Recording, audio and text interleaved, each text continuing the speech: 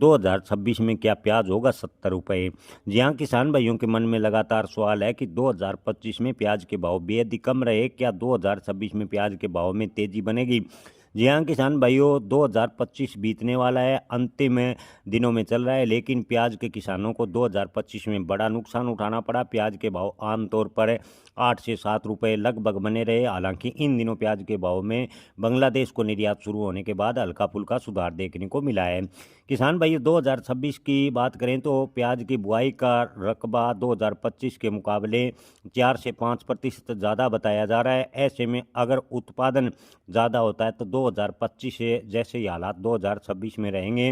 हालांकि अगर मौसम में प्रतिकूल होता है और प्याज के उत्पादन को प्रभावित करता है तो प्याज के भाव 40 रुपये के आसपास भी 2026 जुलाई अगस्त में जा सकते हैं। हालांकि आपको बता दें कि जुलाई 2026 से पहले प्याज के भाव में तेजी की कम संभावनाएं नजर आ रही है।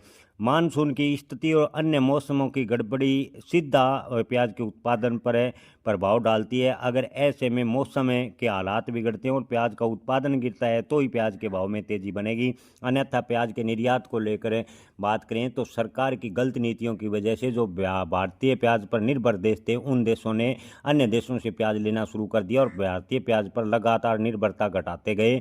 यानी भारतीय प्याज की डिमांड अंतर्राष्ट्रीय मार्केट में लगातार कमज़ोर होती गई।